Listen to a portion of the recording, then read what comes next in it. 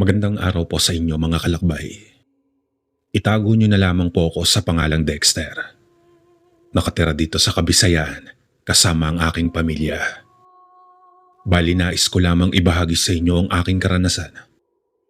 Noong minsang sumama kaming magbabarkadang sina Andrew, Gabi at si Alex sa baryo ng kaibigan naming si Soren. Ayon kasi kay Soren ay may gaganaping kasalan umano sa bahay nila. Kung kaya gusto niyang pumunta kami sa kanila. Dahil sa minsanan lang siya nagdadala ng kaibigan sa kanilang bahay.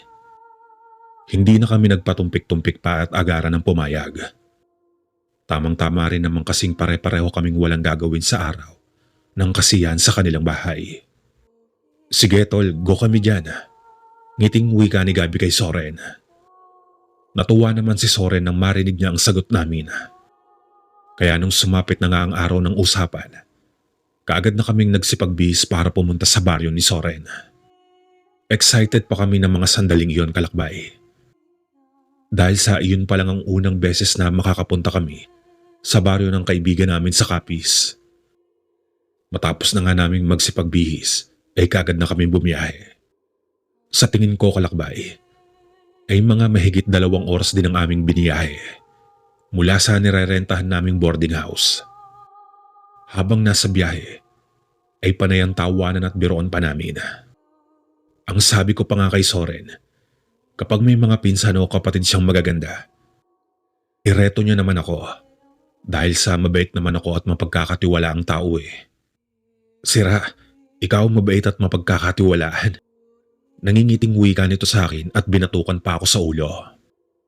Aray ko naman, binibiro lang eh. Ani ako't napapakamot sa ulo. Puro ka kasi kalokohan. Naku, hindi ka irereto niyan si paring Soren. Basang-basa niya na ang pag-uugali mo. Birong wika sa akin ni Andrew, habang si Alex naman ay panay ang tawa. Noong sumapit na kami sa crossing ng kanilang bayan, ay bumaba na kami at muli na naman kaming sumakay ng habal-habal. Ang buong akala ko ay malapit lang sa bayan ng bahay ni Soren. Yun pala, kalakbay, ay nasa kasulok-sulukan pa ng baryo at may dinaanan pa kaming taniman ng mga nyog. Noong makarating na kami sa kanilang bahay, ay inilibot ko na muna ang aking paningin, kalakbay. Dahil sa ang gilid ng kanilang bahay, ay pawang taniman na ng mga kamoteng kahoy. Masasabi kong presko ang hangin na malalanghap mo kapag pupunta ka sa bahay ni Soren, kalakbay. Dahil sa malayo na ito sa polusyon at mga sasakyan. Kaya nga lang sa tingin ko, sa oras na may emergency kang lalakarin, ay hindi ka makakarating kaagad. Sapagkat napakalayo kung iyong lalakarin at kung sasakay ka naman ay kinakailangan mo maghintay kung may daraan bang habal-habal. Grabe naman pala ang layo dito sa inyo, par. Ngiti kong saad habang naguunat. Nangalay kasi ang buong katawan ko sa haba ng ibiniyahe namin. Kaya naman naguunat at pinapatunog ko ang mga balikat ko. Pasensya na, tol, kung hindi ko nasabi sa inyong malayo dito sa amin. Masyado kasi akong natuwa nung pumayag kayong sumama eh. Anya ni Soren sa amin. Ano ka ba, wala yun. Kung tutuusin nga eh kami nga ang dapat mahiya. Kasi wala man lang kaming dalang pasalubong sa pamilya mo.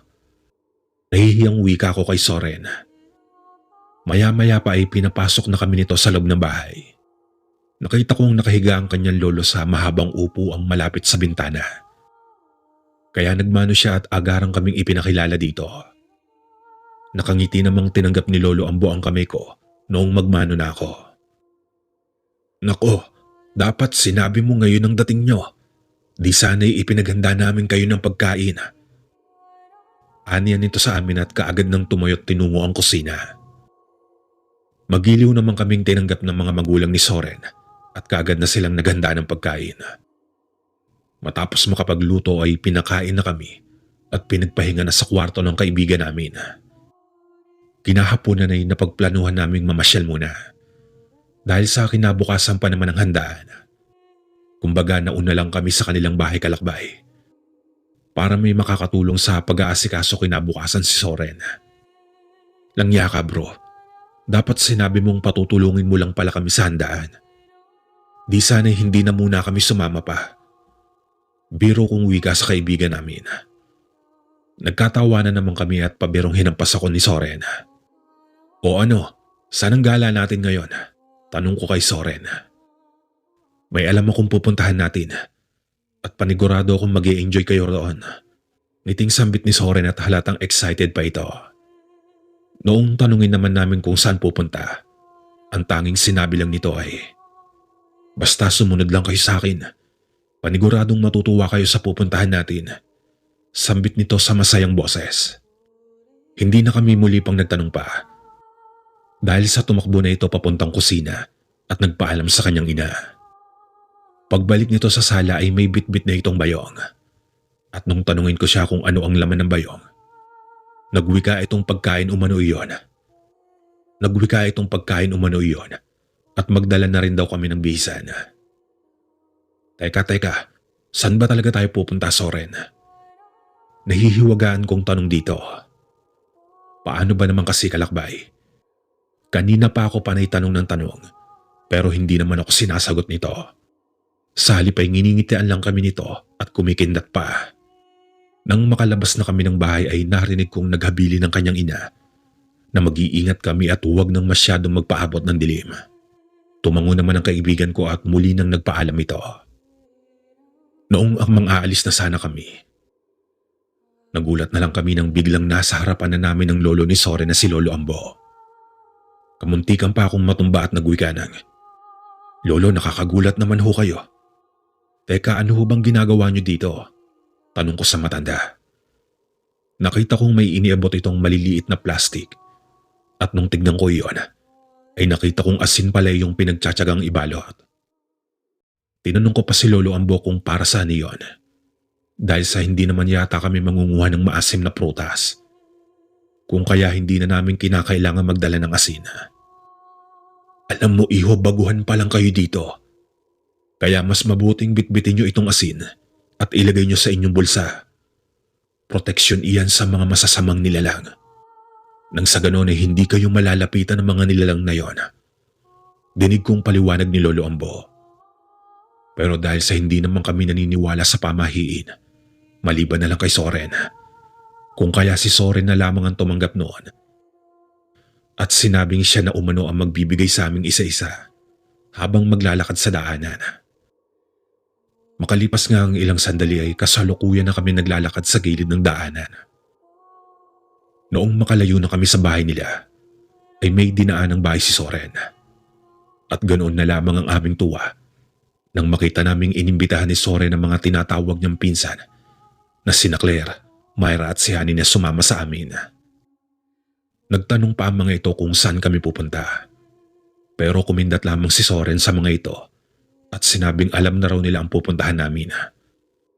Na siyang nagpangiti ng maluwag sa mga labi ng kadalagahan.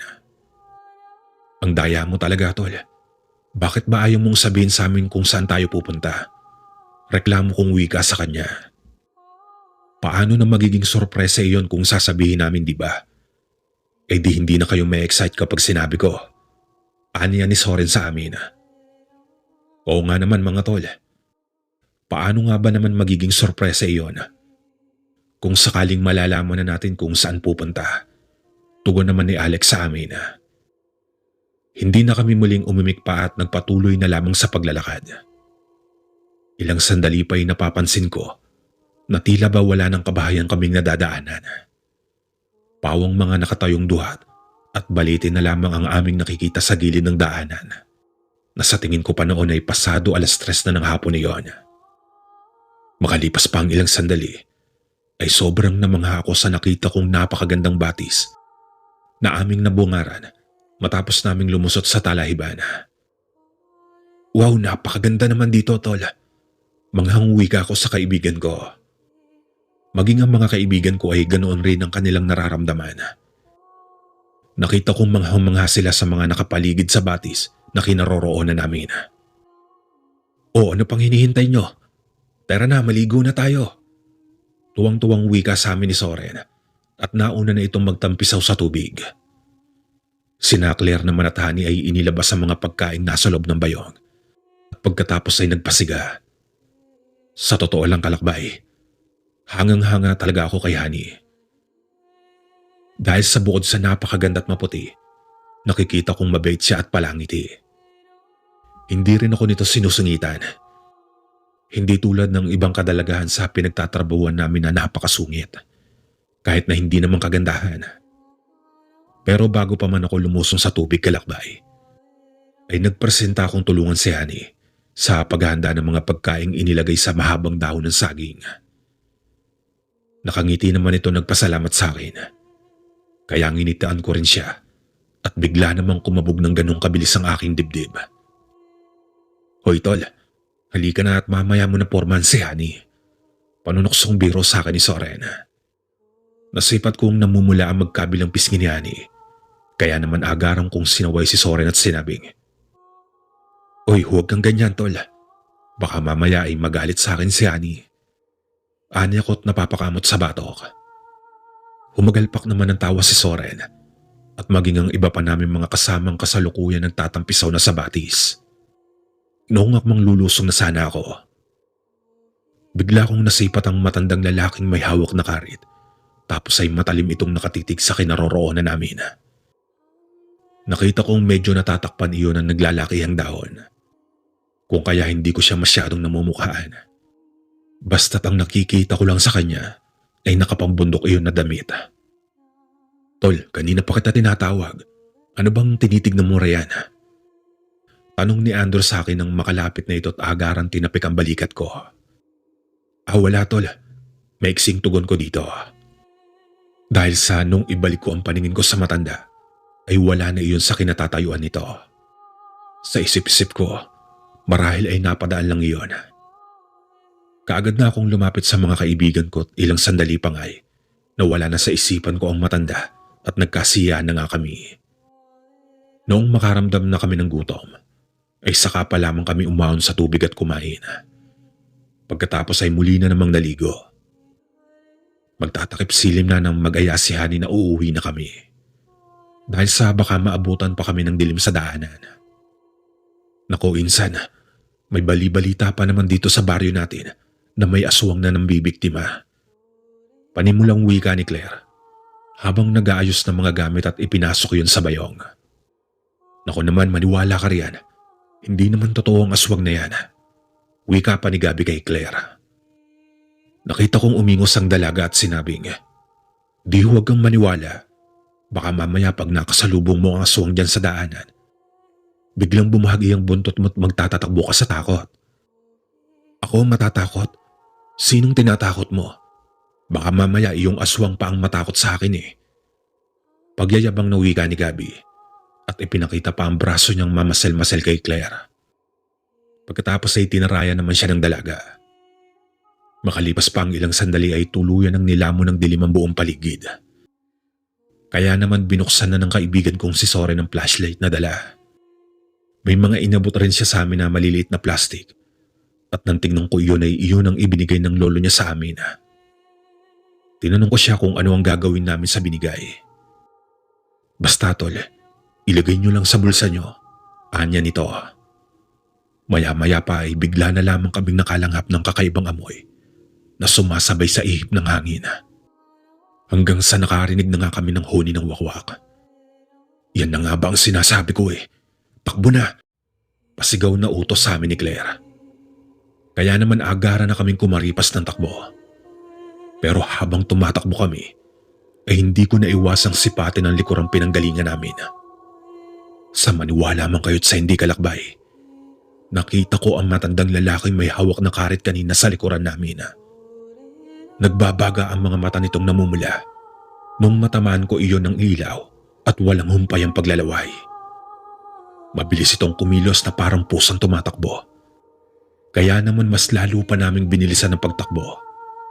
Samantalang si Gabi naman ay mabilis nang kumaripas ng takbo at matulin pa sa kabayo ito. Dahil sa napakalayo na nito sa amin. Samantala ay nagsisisigaw naman ang mga kasama naming babae habang mga tumatakbo. Mabuti na lamang at bago pa kami maabutan ng aswang ay nakarating na kami sa mga kabahayan.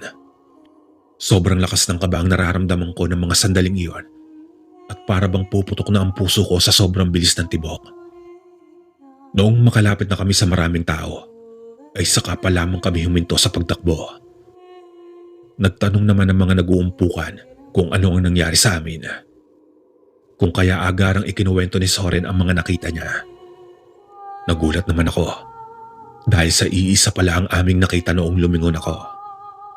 Pagkat matandang may hawak na karitrin ang kanyang nasilayang humahabol sa amin. Nagwika naman ang mga taong naroroon sa umpukan na marahil ay aswang ang humahabol sa amin. Mabuti na lamang at hindi kami naabutan. Siguro'y dahil sa pangontrang asin na bitbit namin kung kaya hindi kami nahabol ng aswang. Wika ni Soren. Mabuti na lang at may dala kayo niyan. Kung kaya nahirapang makalapit sa inyo ang nilalang na iyon. Sa susunod ay huwag na kayong bumalik sa batis ng alanganin na oras. Nang sa ganon ay hindi kayo mapahamak. Segundang wika ng matandang may saklay sa amin. Naging maayos at matiwasay naman kami nakabalik sa bahay ng kaibigan naming kalakbay. Hanggang sa makabalik na kami sa aming pinagtatrabahuhan. Hanggang dito na lang po ang aking kwento. Muli ay maraming salamat po sa inyong lahat.